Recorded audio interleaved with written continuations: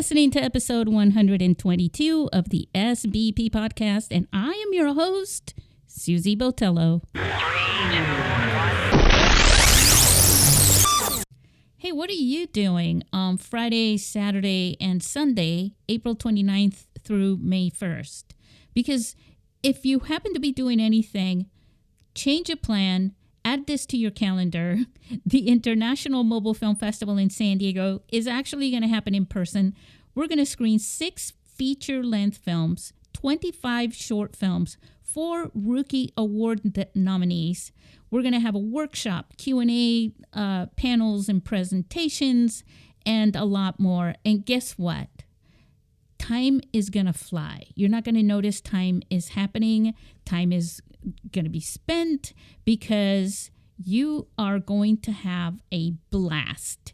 There's going to be plenty of opportunity to talk with each other. We've got filmmakers that are already confirming coming from, the UK, California, which is really kind of a big state. But they're also coming from different states and different countries. Anyways, you're going to meet all these filmmakers. They're going to inspire you. You're going to learn from them. You're going to be able to chat with them one-on-one. You're going to share stories and experiences. I got to give a big shout out to the sponsors for this year's film festival.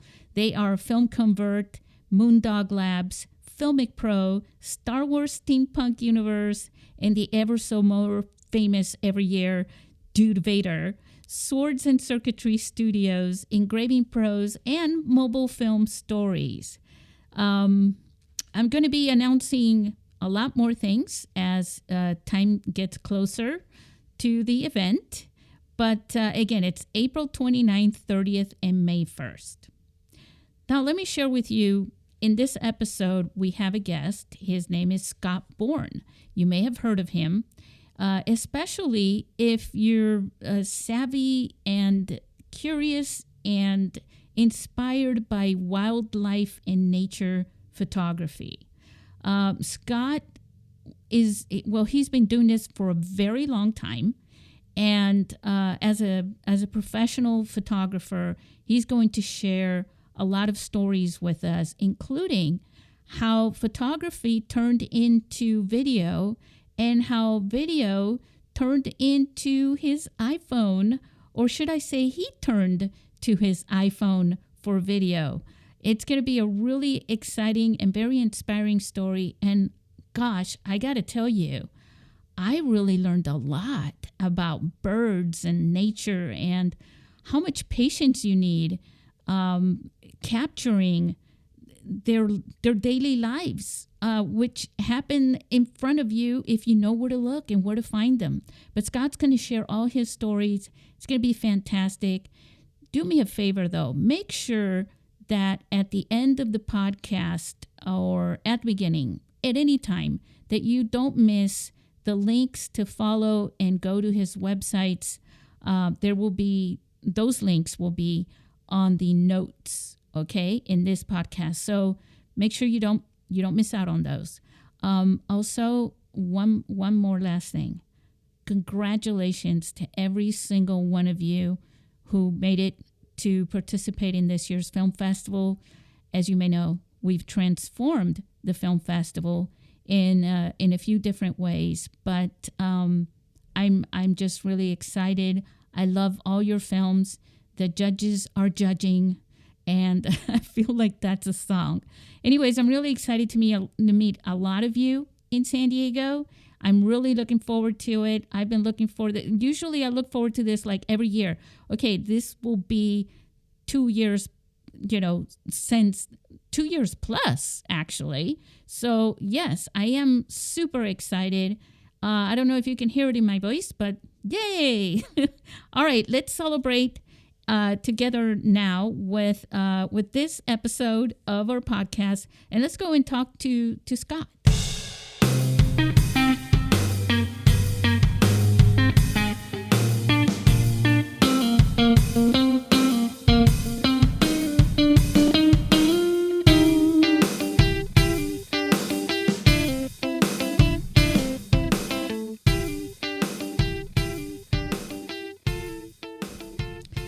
Hey, we're in Seattle now with our good friend, Scott Bourne. Scott, hi. Welcome to the SBP podcast.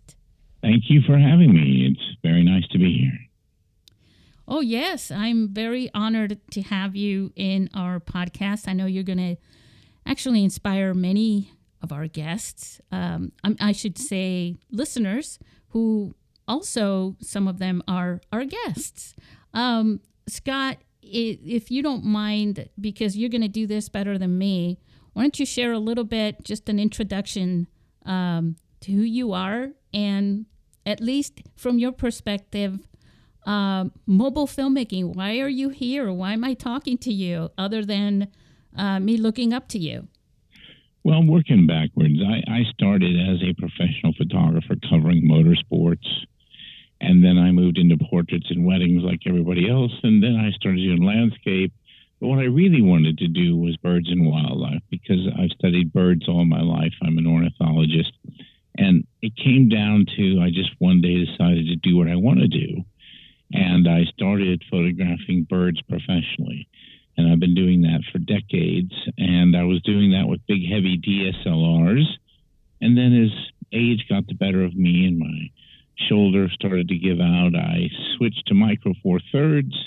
Olympus cameras found out about it, and they offered me the highlight of my career, which was making me an Olympus visionary. So it's kind of the pinnacle of a photographer's career to be asked to be a spokesperson or ambassador for a brand. And I did that for 5 years. But then something happened that I wasn't expecting, and that was over that 5 years, calls for still photography just seemed to dry up.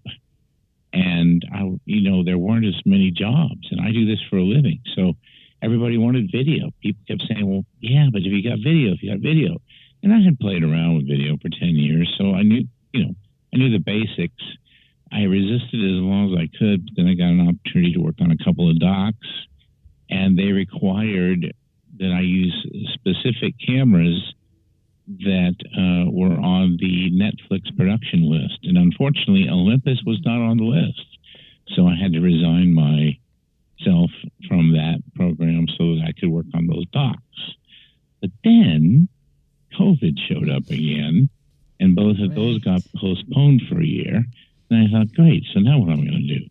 Well, I lead photographic tours every year to a place called Bosque del Apache, New Mexico, which is on the Rio Grande River in central New Mexico. It's where hundreds of thousands of birds migrate every winter. And I had my iPhone with me, and I bought the new iPhone because it does ProRes, and that had just completely blown my mind. And I thought, what the heck? I'm going to shoot with this thing. And Susie, the footage that I got out of it, it just changed my life, basically. I just could not believe what I was getting with that. And it was so freeing because, as a bird photographer, we don't get to have actors hit their marks. We don't get to sit there and say, okay, I want you to pull focus when he goes from here to there. And, we don't have gaffers lighting stuff. And we don't, it just doesn't work that way. We're photographing and filming objects that generally don't want to be anywhere near us. And, oh, yeah, they can fly. So the ability to just immediately grab something that's in your pocket and, capture that moment as it flies by. There was really a cathartic moment for me. I was driving around the refuge. I've been going there for decades. I know it very well. And it was sunrise. I was on a dirt road, as I always am there during the winter. And I came upon this tree, and the sun was just coming up over the Chupadera Mountains behind this tree. And as it did, a flock of Rosses and snow geese flew overhead. And it was just, one of those moments. Yes.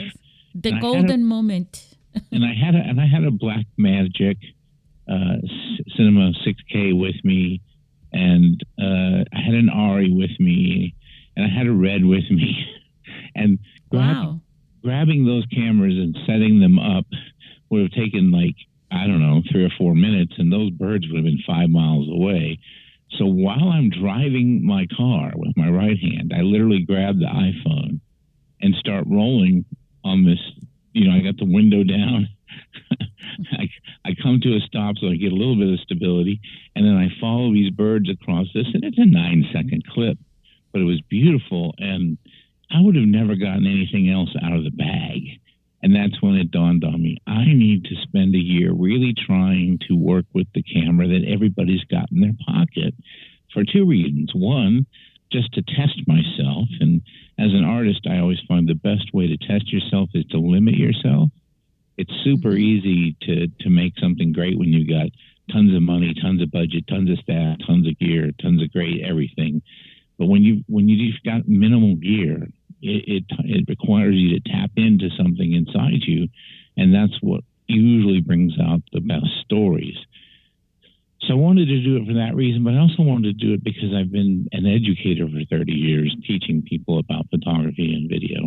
And I thought, I know everybody has one of these with them. Let me see if I can figure out how to help them use them better. So those two things have put me on a year-long journey to just see what I can do with an iPhone. And I'm so committed to it that I bought an iPhone SE, which is my telephone. And I'm using an iPhone 13 Pro as a dedicated camera. Wow. I'm still trying to get over the fact that you had all these professional cameras in your car with you while you're driving around. That's incredible. So you had a lot of choices. Yeah, but see, the thing is, the boot up time on every one of those cameras was longer than the birds were going to be flying.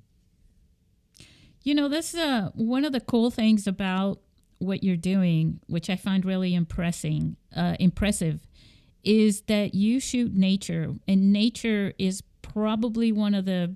You cannot control that, and you may think. I remember in some of my classes in college where the instructor was telling us, said, what. There's two types of videography that are very hard. And both of those, one of them is what you said with nature, and the other one was sports. And he said, because it's very hard to follow with the camera. You have to think ahead, and you have to point your lenses ahead of the action in order to capture it, because it's moving. And so for a photographer to capture a still, that's even harder than video. Yeah, the most important part of my job is just recognizing that I'm not in control of anything. There's almost a religious aspect to it. It's focus and devotion to an idea over which I have absolutely no control. The birds don't come to me. I can't get them to come. They don't follow orders. If you're a wedding photographer or videographer, the bride's going to show up. Now, there's sometimes they're not sure the groom's going to show up, but the bride is definitely going to show up. And like you say, you can have people hit their marks. But the kind of work I do, first of all, you have to know where to find them. These are the kind of calls I get. Scott, do you happen to have any footage of a bald eagle carrying a jackrabbit in its talons? Wow. So you get to drive around and just basically capture stuff that presents itself to you, or do you go out looking for these things? Both. I get assignments. I'm heading to Alaska, in fact, in like 21 days. I have an assignment to do some eagle footage for a couple of companies. And I know what I'm doing and where to go. And see, part of my job is beyond operating a camera. It's knowing how to find wildlife, how to get close to wildlife, and how to deal with wildlife. So my job has several multiples of difficulty. It's like the figure skater. I get an extra 6 points because there aren't that many people that even can say, I can guarantee you I know where I can find bald eagles on certain dates. Wow, that's true. That's really interesting. Yeah, and my job depends on it. That's why I get hired, frankly. I can guarantee people. If they say, I need bald eagles, I say, okay, I can guarantee you footage. And so now, speaking to that, how do you, because I know that zooming in with a phone as opposed to with a DSLR camera with the lenses, is hard.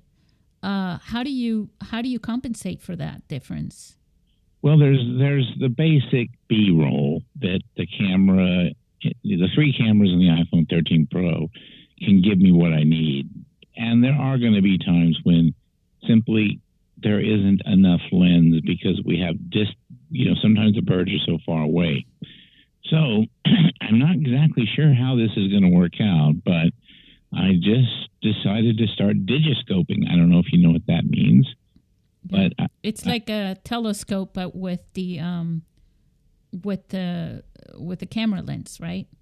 It's not technically a telescope, but yeah, you can use binoculars or a telescope or what we call a field optic. So I use a Kawa TS99 field optic, and I have a special adapter that the iPhone goes on. That gets me out to 3,000 millimeters effective focal length. And I have not field tested this, so whether or not it's going to work, I don't know. And that's where the compromise will come, and I may not be able to tell the stories completely with a mobile phone. There may be times when I have to go to the cinema cameras because I need more reach, but I don't know yet. But it's a year-long project, and that's one thing we're going to find out. And one of the things that also helps is actually, my dad was a photographer, and one of the things he always carried with him for certain things was a tripod. I know that when people are getting photos of, say, the moon during moon eclipses and things like that, you see all the pros with their tripods, for a reason, because the you stabilize the camera completely in order to get the sharper shot, right? Right. When you're at those working distances, the slightest touch or vibration will make everything out of focus. So actually, I use a Shackler video tripod, very high-end video tripod, which I have actually run my iPhone on as well. And I have a real expensive fluid head. It's all the same stuff. It's just not what you expect to see on it. Yeah. Yeah. I mean, I have I think it's, I forgot the brand. I'm so sorry. It costs $2,000 though, a tripod for regular, videography for cameras. When I put my iPhone on it, it almost looks like, like the image of the big giant man, with the tiny little head on top. Yeah. Well, I have some other tripods. I have a couple of Jitso tripods, and I can put the iPhone on there, and it's more than enough. It just depends on whatever else I'm doing. I usually have a slider with me. Maybe one of those will be on top of one of the tripods, and then I can put the iPhone on the slider. So I always have a lot of gear with me, but the fact of the matter is there's times when I just pull the phone out of my pocket and shoot because that's what I have to do. The opportunity presents itself. It's not, I can't get the birds to back up and say, fly by here again, please. There's a thing we do at Bosque del Apache. It's called the blast off. And it's where tens of thousands of birds leave the pond all at once. And, when it happens, it's like 6 seconds and it's gone. So it's not like you get do-overs. Oh, that's magical. When I was growing up in Spain, in Sevilla, there's a park there that has a lot of pigeons come there, and they'll be all over, your head, your shoulders. They're just all over you, and then they do that. They literally all go, whew, and they fly away all at once. I've seen videos of things like that where they do the slow motion, Right. And it's beautiful. Well, and that's one of the things that impressed me about the iPhone. I shot with the Blackmagic cinema cameras, both the 6 and 12K. They're beautiful cameras. They do amazing stuff. I was using cine lenses. It's all very high-end, hoity-toity stuff. And I looked at the footage that I got from my iPhone side by side because the Blackmagic shoots in ProRes. And when we cut it together in Final Cut, I was pointing out to people saying, tell me which one of these is from an iPhone. And, people couldn't tell. That's so awesome. It's really awesome to hear this from you. as opposed to just because you have to have a special eye, as a professional, when they say if you take great pictures, you have a good eye, it's a trained eye, right? Right, right. Well, I mean, the thing is, whether it's an iPhone or an RE, whether it's an iPhone add-on lens or a Panavision lens, light is light, sun angle is sun angle, story is story, and all the usual stuff. I mean, I approached this kind of work as a cinematographer, and I asked myself every shot, how does this help move the story forward? And if I can't answer that question with specificity, I don't make the image. I want to talk about that. That's actually a good little segue because I love documentaries and I'm very passionate. I've been that way my whole life for whatever reason about stories and storytelling. And one of the things that I read about you was that you like telling stories about nature with photography. Do you mind expanding on that a little bit? No, I just, there's so many stories about nature that people don't know. And the value in particular, since I'm a birder, the role that birds play in our lives is phenomenal. I mean, if you look at things like a common hummingbird moving along and getting nectar, this helps flowers grow. And there are certain birds that aren't real attractive, vultures. But if it weren't for vultures, the human population would probably be wiped out by disease because they eat carrion. And nature has so many cool ways of protecting both the birds and us. I'll give you a simple example. You've probably heard of the avian flu or bird flu. Yeah. At Bosque del Apache one year, there was some bird flu there. And it's serious. If one bird gets the avian flu, 10,000 can be dead the next morning. So it's really kind of a big deal. Now, the reason that these birds sleep on ponds at night is their natural predator is coyote. And the birds have feathers that they tuck underneath them, and they don't feel cold. Everyone worries that they're cold. They're not. In fact, you've heard of coats made of goose down. These are snow geese, so they have this special same kind of protection. But they're sleeping on these ponds, and then if a coyote splashes into the pond, it wakes them up and they all take off. The thing is, if one of those birds is sick, the coyote can smell that specific bird. And that specific bird will be just a little slower than usual, and the coyote will take that bird, use that to feed his family, the disease doesn't jump species, and the other 1,000 birds are saved.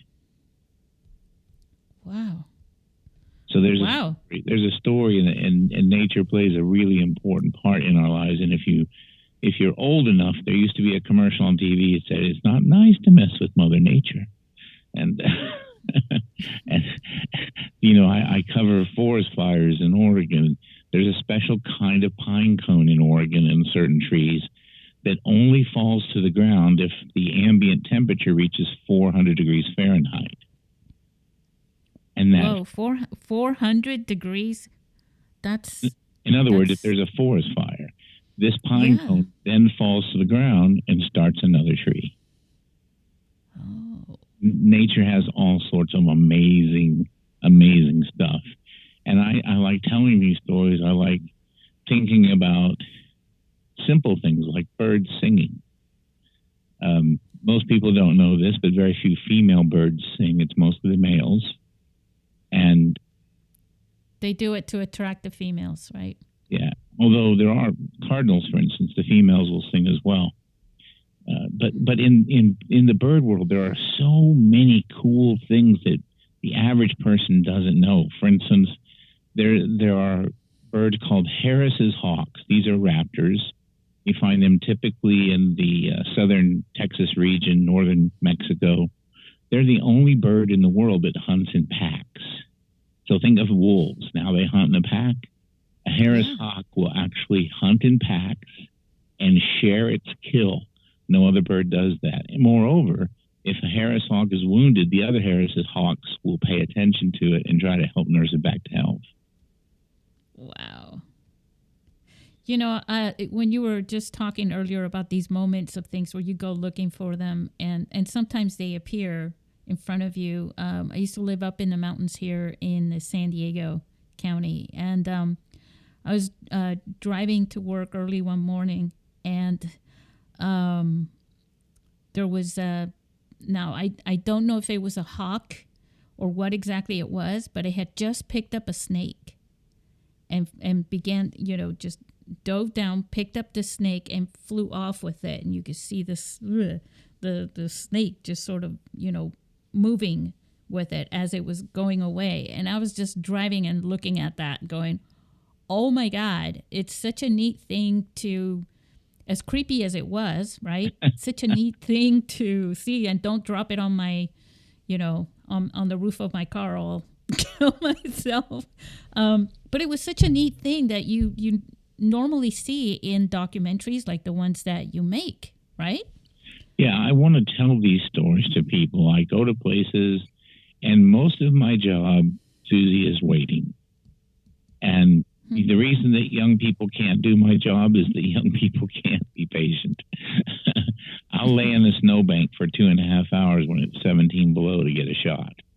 It's just you have to understand that nature happens. You have to put yourself in the best position to capture it. You have to be smart enough to understand, okay, there are birds in this area, there are perches in this area that they're going to hit, there's food, there's cover, there's water, there's everything I need.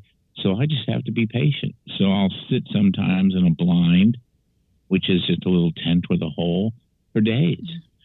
And I just have to wait for something to happen. And during that waiting, I get to spend time thinking about how nature's plan works and where we all fit in it. And the one thing that I really like about birds and why I specialize them is, unlike us, they're not self-aware. And what I mean by that is they don't know they're going to die. So they live this amazing life that's in the moment. So here's an example. A robin comes along and gets a worm. If the robin was a human being, the robin would be saying, well, this is a good worm, but where's my worm going to come from tomorrow? And then how am I going to store these worms if I need to store them for the weekend? And what if there aren't any more worms? That's how a human being would process that. A robin just goes, I got a worm. kind of like little kids. Yeah, they just live in I got the ball. they don't care like we do about the future. They just live in the moment. And 90% of what they do, of course, is pre-programmed genetically. You've heard the phrase probably before, bird brain. Birds have very small brains. They don't do a lot of thinking. Everything's genetic. But they do some pretty amazing things. They navigate by the stars. They go to the same places every year for food and for breeding.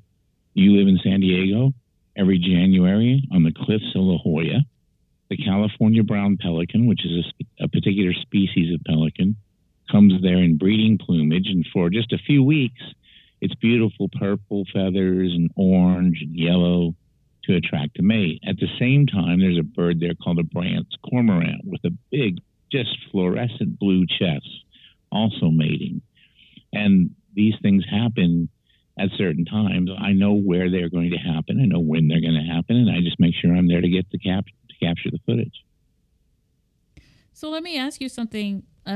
This just came to mind when you were talking about being patient. So I was holding the boom and the mic for an interview, and this interview was like the longest interview I had ever experienced. You know why?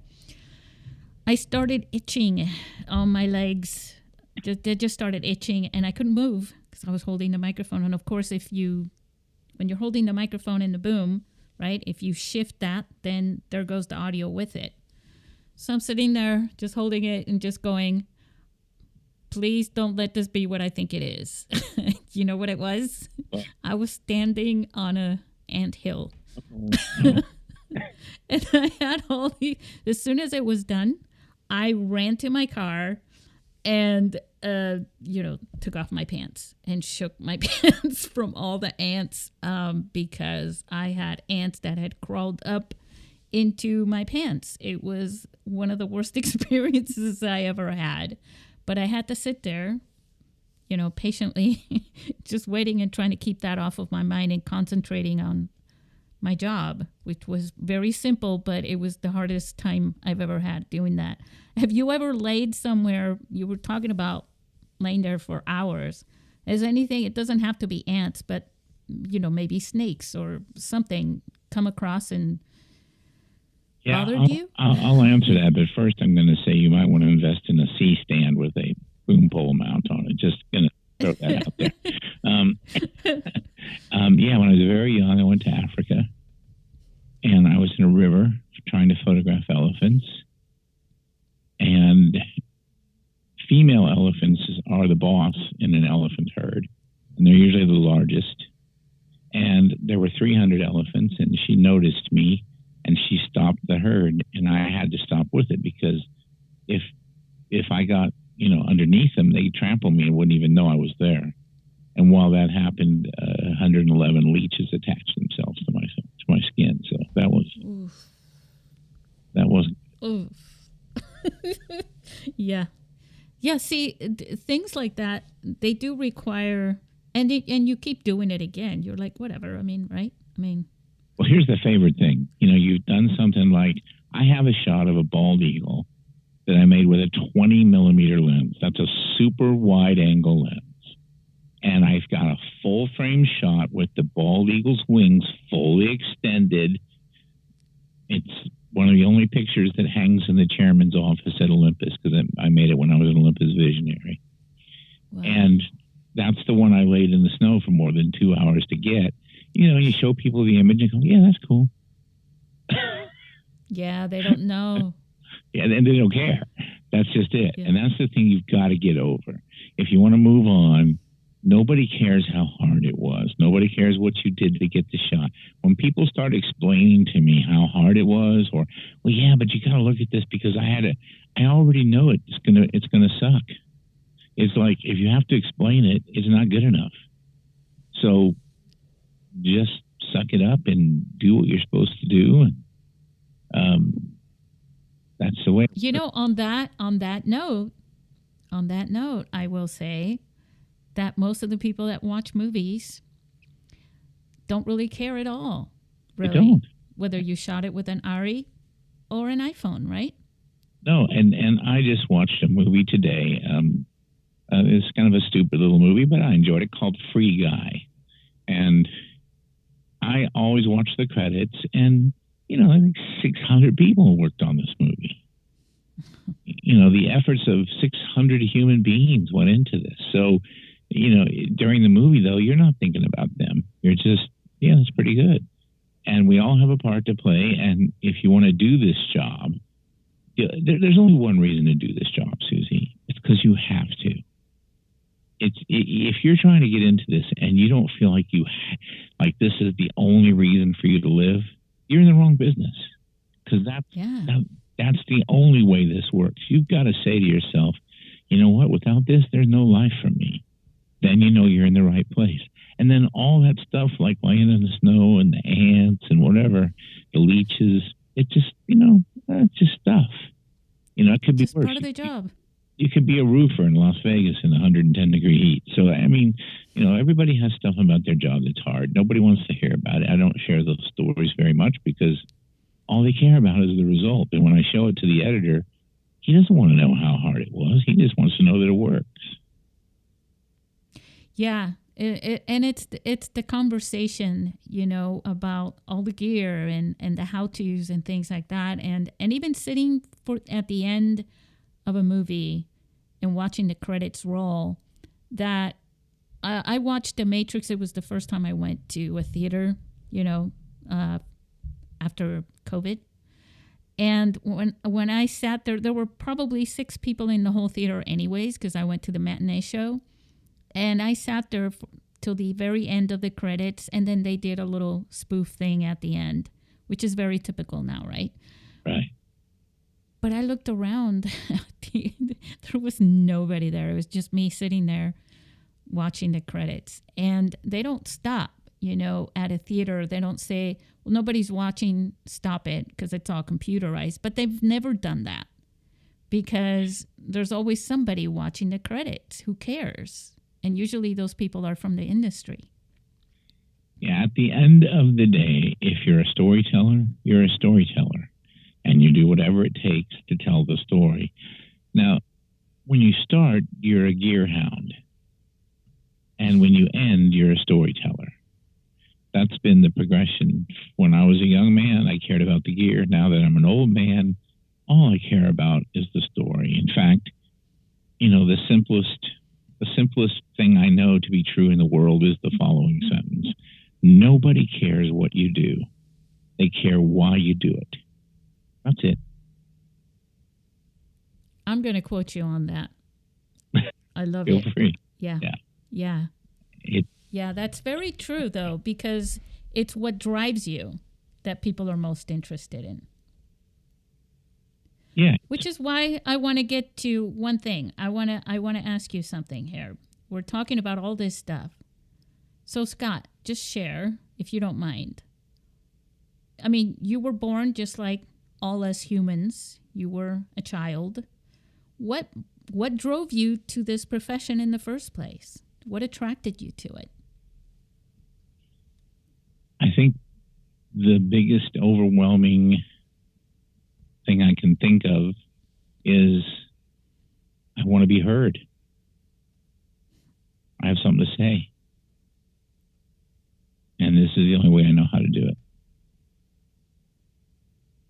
And that's why you're a storyteller, and using your skills and your talent with your camera to do it, right? Yeah. And before I forget, the why thing, you can quote me, but you really need to quote Simon Sinek because it comes from a book I read of his called Start With Why. That's when when I read that book, I was able to really articulate that simple life philosophy. Nobody cares what you do. They care why you do it. And I can immediately start to, if I'm in a room with people, I can start to parse out who I'm going to want to talk to based on whether the conversation is what or why. I just move past the what people. I just keep going right on by them. I look for the why people. Sometimes, for me, storytelling has been something that, for some reason, people choose to share their stories with me. Naturally, people do that when you're growing up as a child. They just love to share stories with children. But for some reason, right, as you grow up, some children are better listeners to those stories that people share than others. And there are subtle ways that people understand that you're actually really listening to their story or not, right? Yeah, empathy. You're talking about empathy, and there are many people that don't have it. And if you have a lot of it, then you're the kind of person that makes a great interviewer, for instance. You're the kind of person that people want to tell the story to because you have empathy, you care about what happens to them. And, listen, storytelling is as old as the human race. You can find the drawings of the caves from Cro-Magnon man. We've always told stories. In fact, we're always telling you. A couple of friends of mine said, "Well, there's only like 3 stories. We just keep retelling them." And I've got the thing is, I shoot a lot of B-roll that gets used in broadcasts, like for instance, eagles, and I have to make up little stories in my mind of how they might use it. A perfect example is eagles fish. That's what they spend all their day doing in Alaska. Their preferred food is fish, although they will eat anything if they can get their hands on it, in this case, talons. I sit there and I watch them fish, and I occasionally will shoot a nice sweeping pano of a eagle coming in for a dive, and they do this kind of cool thing where they can almost stop on a dime in the air and flip their ailerons around, their primary feathers, and go a different direction. And I got some footage like that, and I saw it on a show. I sold it as B-roll, and in the first show I saw it on, it was for a kids show, and they were using like this kids music, and the announcer was, "This is Ernie. Ernie's hungry. He's going out with a bunch of his friends looking for lunch," right? Yeah. So then, like 9 months later, I see the same exact footage, and the music is like Jaws.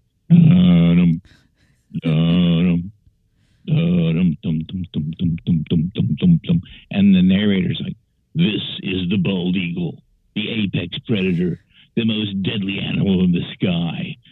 And then I'm thinking, I hope the little kids who watched Ernie don't recognize this and go, "Oh, wait a minute, that's Ernie. He's not me." So what I do when I'm capturing B-roll is, this is why most people that know me think I'm weird. I tell myself these little stories about what's happening and how it may be used, and because the B-roll jobs are actually the easiest and the hardest, because they're just based on opportunity, but they're the hardest in that you don't know the story, because it's going to be used in many different ways. If you're doing an assignment where you're capturing B-roll as part of the script, that's one thing. But for nature photography, we're just out there, and it's not every day that a bald eagle flies over your head with a jackrabbit in his talons. So you want to make sure you get that, and we're worried about the story later. Oh my God, that's so funny. But that's I could only imagine that's your imagination, trying to keep you there for 2 hours, right? Imagining how this is going to be. And that's half the story, is the interpretation of that piece of B-roll. I used to manage a lot of B-roll. And it can be very boring if you think about it without, for normal people, right? Let's pan left, let's pan right. Let's do a tilt. Let's follow it this way. Let me go up from the bottom. Let me go up to the top, and give all that candy to the editor, right? So they'll have something to choose from. Oh yeah. But with nature photography, you can't really just do that. well, there are times that you can. Yeah. Like if you find a perch, birds go back to the same perch over and over and over. So if I find a bald eagle sitting on a log, and I see him go hunt and come back, hunt and come, I know that's where he's going to be. So there you can do stuff like, all right, let me do an MCU real quick. All right, now I'm going to do an ECU. Now I'm going to do a pan and, tilt. Now I'm going to do kind of a side-to-side reveal. I'll move the camera behind these bushes and reveal the log. And I audited a class that UCLA Film School that talked about this. It's called EDFAT, Entire Details Focal Length Angle Time. Try to get the shot as think of a Kevin Costner movie. First shot is the big valley. Second shot, detail shot. So maybe it's just a cowboy spur and a boot. And edit fat, focal length, shoot at different focal lengths, shoot it wide, shoot it tight, angle, shoot it from high, shoot it from low, time, shoot it with a slow shutter speed, fast shutter speed, different time of day, morning, noon, night. So that's kind of like the way I try to approach it. I have this acronym I use called EDFAT. So when I get the opportunity, I get all that coverage because it makes the editors happy. Oh my gosh, most definitely. Can I ask you a question? How many, now I don't have I have an iPhone XR. So anybody who's listening out there and feels sorry for me, go ahead and send me the new one. But I've got over 4,200 photos and 69 or 73 or something like that videos on my iPhone right now, which I need to clean up. How many do you have on the norm? See, that's an easy question for me to answer. 0. Because after every job, I dump the phone. I used to. Yeah, but I have a terabyte of storage. I got the most storage. But when you're running full ProRes HQ 422 HQ. You got if you have a naked phone you just bought from Apple and you want to run ProRes 422 HQ, that's about 2 hours worth, and it's full. That's with the terabyte of storage. So I don't mess around. As soon as I can, I dump them. And most of my sessions in the field are about 2 hours long. So that gives me just enough footage to go dump it. And then I back it up to the cloud and then I go back out again. So my phone right now hasn't got much on it. I treat it as a camera. I have an iPhone SE that, has maybe 100 pictures on regular. it. That's yep. If you call me on the phone, that's what I'll talk to you on. My iPhone 13 Pro is sitting in a big cage right now. Wow. And it's surrounded by lots of padding because that's your camera, right? Yeah, this is my real camera. Well, and I need to be able to put a neutral density filter on there. It's a little more inconvenient. For instance, with the Blackmagic, you can press a button and you got a neutral density filter. With this, you've got to do the old screw-on thing, use adapters. There are times when it's a little inconvenient, but over and over, as I look at the imagery I'm able to capture and the footage I'm able to capture, particularly things like time lapses, stuff at night, I look at it and I think, this, and of course, 90% of the TVs in the country are 1080p, and I'm looking at it at 4K, and it just looks gorgeous. And I don't think we're far off from the time when people are going to say, it's kind of caught up. And all you have to do is go to Apple's website and look at all the stories they have of various movies that were made with an iPhone. And, it all goes back to the same thing, Susie. The gear doesn't mean squat. It's the story. Do you know how to tell the story? What coverage do you need to tell the story? Do you understand, like, the guy's going to walk inside the door? So you got an exterior shot of him putting his hand on the doorknob. You got an interior shot of the doorknob turning. You got an interior shot of him entering the door. I mean, if you've learned how to think like that, and tell stories, it doesn't really matter what your camera is. And when it comes to filmmaking for things like that, a lot of people, because of our film festival, right? I get to watch a lot of films, and it doesn't matter whether they're shot with an iPhone or not, or a smartphone, I should say, because what I'm looking for is that if it's a narrative film or any film, it always has some sort of a story, but it's how it's cut, how it's shot, and how those video clips are cut together to do that. And you can always see someone who's never made a film before, that I know that from them because they've told me, I've never made a film before. I submitted it to your film festival, and I'm looking at that in the way that it's cut, and it's cut much like a lot of the movies are. They're cut on the action, and they're getting, when someone speaks, or someone's looking this way and they're shooting it from this angle, that angle. Taking time to do things like that is what distinguishes your film, not meaning yours, but from some of our listeners right now, from somebody else's that might make that big difference in getting selected to a film festival, but even better yet, make it memorable, right? A memorable story, because in the end, you want to tell a story that people remember. I think for me, if I'm just going to be blunt, and I'm going to be blunt because that's what I'm known for, people who say, I can't make my movie because I don't have this piece of gear or that piece of gear, it's just a crutch. It's just an excuse. It's easier and safer to stay on the couch. But it doesn't really matter what you have. What matters is that you know how to tell a story. Now, Stephen King answers this question: how do you become a better writer? With one word: read. He says this all the time. You want to become a better writer? Read. Well, I got news for you. You want to become a better cinematographer? Watch lots of really good cinematography. And I'll give you one right now. 1883. It's on the Paramount Network. Kevin Costner's, it's the prequel to Kevin Costner's Yellowstone. This is one of the most beautifully shot films I've ever seen. And way that they frame up the shots, the way each shot advances the story. It's just beautiful stuff. So you want to become a better filmmaker from the camera point of view, then watch lots of film. You want to be a better writer, then read lots of scripts. You know, it's really simple. You just watch and learn.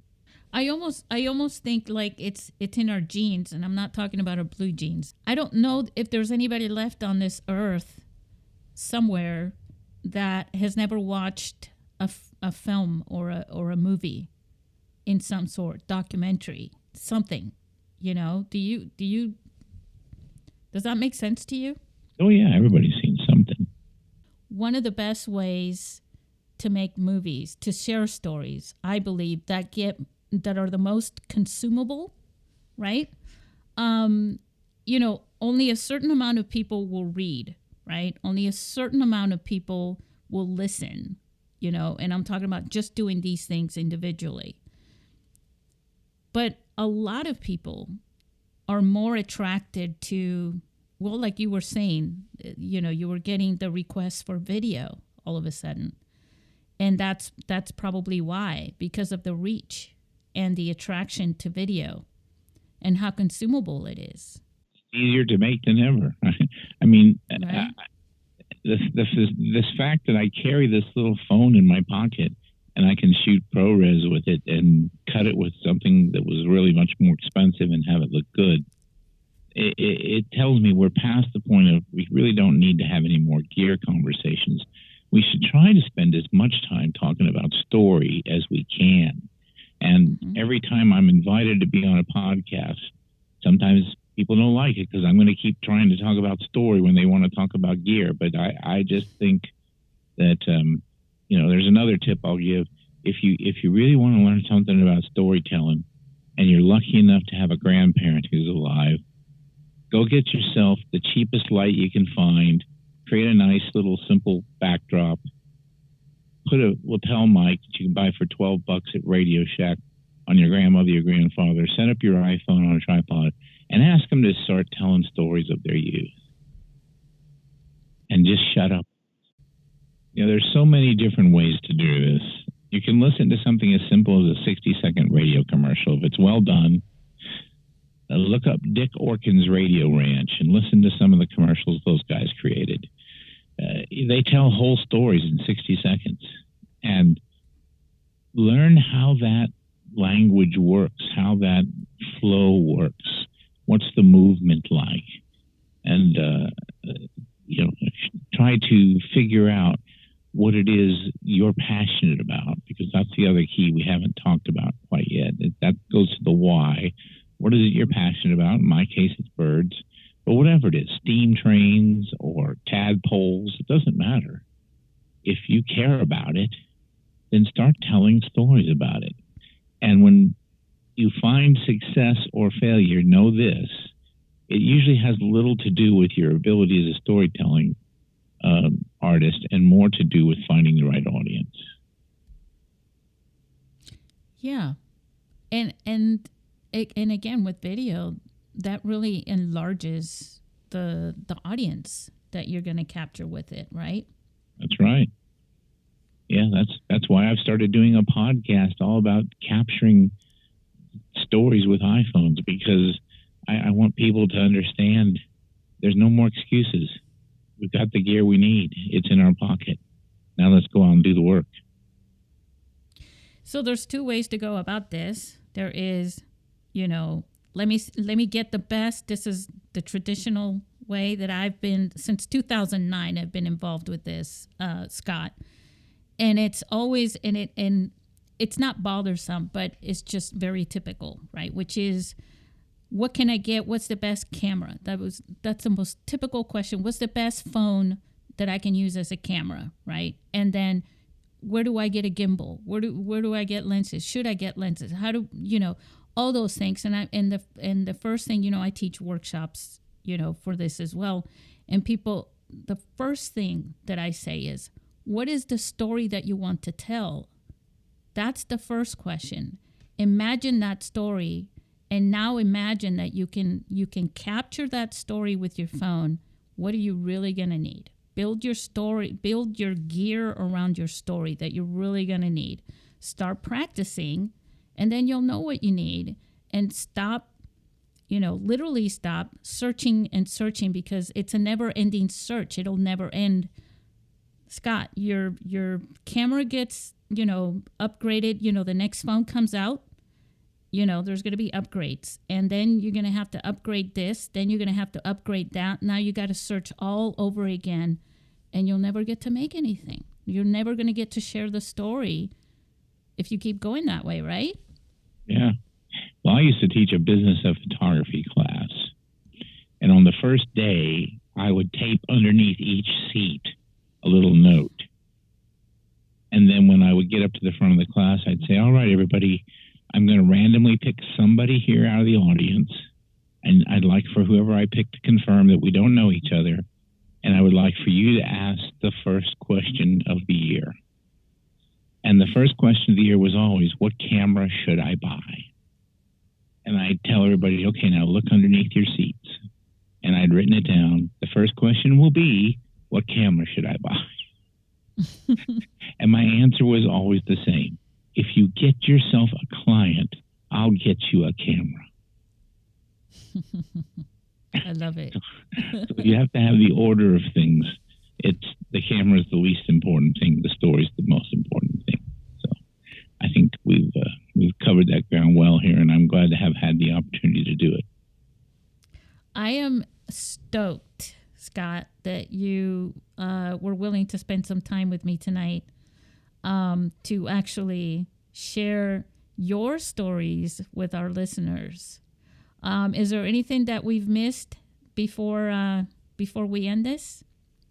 Well, I'll just say this. If I can do it, anybody can do it. So, I'm the least amongst you. So don't sit there and hide on the couch. Get off the couch and go do something. And then share it with the world. We want to hear what you have to say. We'll never know, because if you don't tell us. Scott, thank you for being on the show. Say goodbye to our listeners. Hey, thanks for having me. If you're interested in hearing my iPhone podcast, it's called the iPhone Photo Show. You can find it on any podcast player. And I'm available to help any way I can. My email address is scott@scottbourne.com. I answer my own email. If there's something you think I can help you with, do not hesitate to reach out. That's what I love doing most, is helping people however I can. So thanks so much for having me on the show. I really appreciate it.